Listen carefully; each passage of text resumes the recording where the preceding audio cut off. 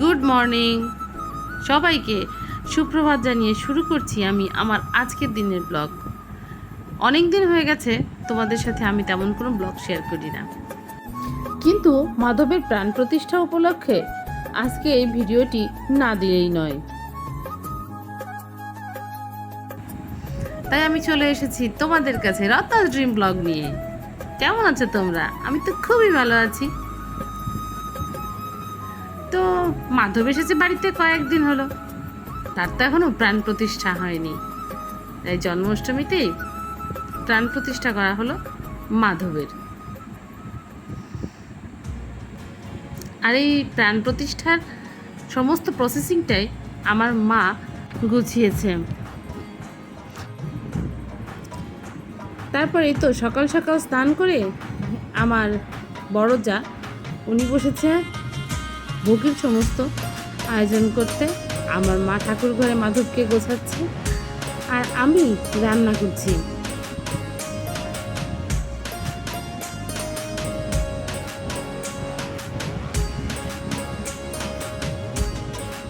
তোমরা হয়তো অনেকে ভাবতেই পারো লুচিগুলো এভাবে পুড়িয়ে ফেলছে কেন।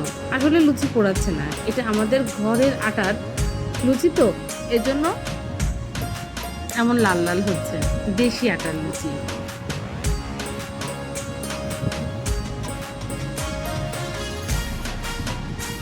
তো আমাদের ঠাকুর কাকা চলে এসেছেন, উনি এবার ওনাদের অঙ্গরাজ করাবেন, তারপর পূজার প্রসেস শুরু করবেন।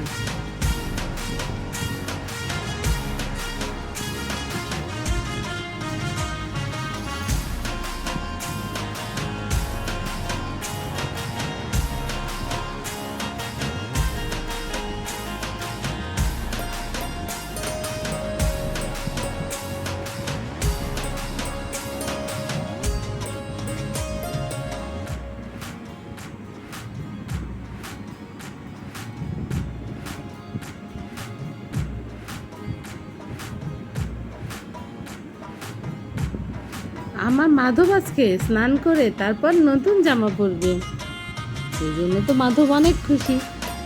আর সাথে আছে গপু আর কানু। গপু কানু আজকে অনেক খুশি।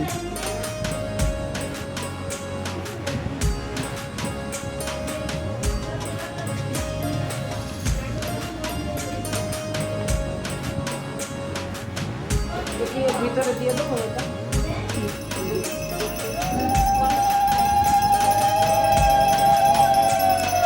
আজকে মাধব, গপু, কানু এরা পঞ্চামৃত আর গঙ্গা জলে স্নান করে শুদ্ধ হয়ে উঠবে।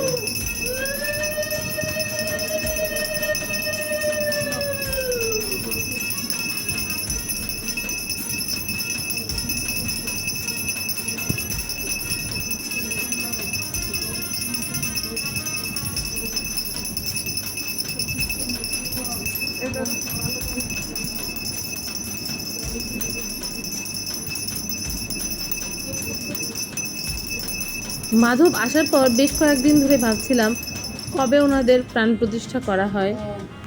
ওনার প্রাণটা প্রতিষ্ঠা করা অনেক গুরুত্বপূর্ণ ছিল, তো আজকে হয়েই গেল, সেই মহেন্দ্রক্ষণটা এসেই গেল। দেখতেই পাচ্ছ মাধু, কানু, গপু তারা আবার সাজুগুজু করে তাদের সিংহাসনে বসে পড়েছেন। এবার কাকা শুরু করেছেন তার পূজার পদ্ধতি।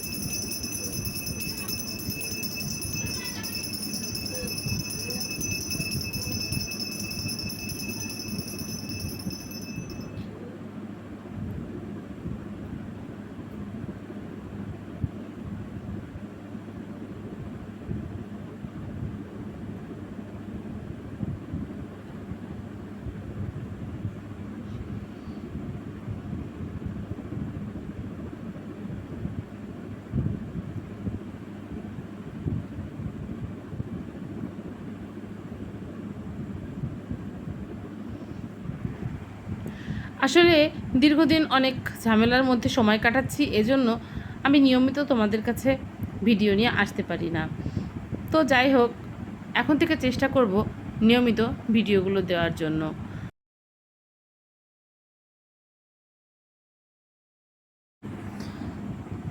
আমার এই চ্যানেলটি যদি তোমরা ইউটিউব থেকে দেখে থাকো তবে অবশ্যই আমার চ্যানেলটিকে সাবস্ক্রাইব করো, আর যদি ফেসবুক থেকে দেখে থাকো তবে অবশ্যই আমার চ্যানেলটিকে ফলো করো।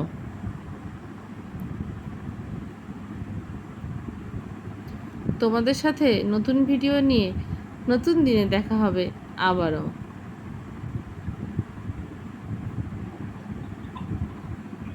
শ্রীকৃষ্ণ গোবিন্দ হরে মুরারে, হে নাথ নারায়ণ বাসুদেব।